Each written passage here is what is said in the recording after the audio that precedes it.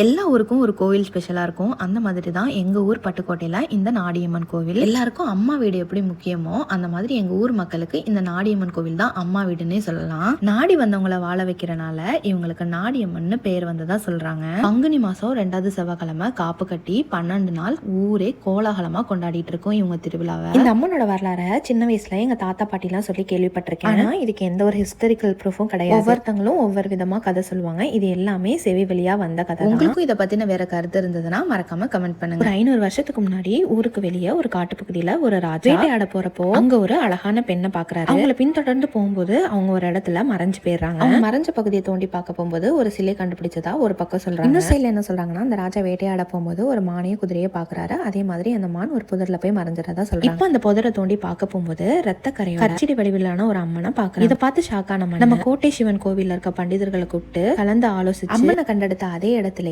கோவில் கட்டி பிரதிஷ்டை பண்ணணும்னு சொல்லி உத்தரவு போறாரு. இப்போ அந்த அம்மனுக்கு தினமும் பூஜை செய்யறதுக்கு சின்னான் செட்டியார், நடராஜ பணாரம் அப்படிங்கிறவங்கள நியமிக்கிறார். இப்ப அதை தொடர்ந்து ஊர் மக்கள் எல்லாம் நாடி வந்து இந்த அம்மனை பூஜை செய்ய ஆரம்பிக்கிறாங்க. இவங்க பேருக்கு ஏத்த மாதிரி நாடி வந்தவங்களுக்கு நல்லது செஞ்சு மும்மாரி பொழிஞ்சு இந்த ஊரே செல்வ செழிப்பா மாறி. இந்த சின்னான் செட்டியார் என்ன பண்றாங்கன்னா, எனக்கு நீங்க அளவுக்கு அதிகமான செல்வத்தை கொடுத்துட்டீங்க, அதுக்கு கைமாறா கற்சிலைக்கு பதிலா அம்மனுக்கு பொற்சிலை அமைக்கிறார். அதுக்கப்புறம் ஒரு நாள் இந்த நாடியம்மன் சின்னான் செட்டியார் கனவுல வந்து எனக்கு வரகு மாலை சாத்துங்கன்னு சொல்லி சொல்றாங்க. அதை தொடர்ந்து அவரும் அம்மனுக்கு வரகு மாலை சாத்துறதா வழக்கமா வச்சு இந்த வழக்கம் இப்ப வரைக்கும் நம்ம பங்குனி உத்திர திருவிழால ஒரு நாள் நடந்துட்டு தான் இருக்கு. நான் அதை பத்தி தனியா ஒரு வீடியோல சொல்றேன். இந்த காலகட்டத்துல தான் ஒரு மிகப்பெரிய படையெடுப்பு நடக்குது. அப்போ கோட்டை சிவன் கோயில், பெருமாள் கோயில் எல்லாம் சேதப்படுத்த. இப்பதான் நம்ம ஊர் மக்கள் எல்லாம் நம்ம நாடியம்மன் மூல உற்சவரை ஒரு இடத்துல பத்திரப்படுத்தி இதுக்கு அப்புறம் தாங்க ஒரு பெரிய ட்விஸ்டே ஸ்டார்ட் ஆகுது. அது என்னன்னு நான் நெக்ஸ்ட் வீடியோ சொல்றேன். மறக்காம பேஜை ஃபாலோ பண்ணி வச்சுக்கோங்க. பாய்.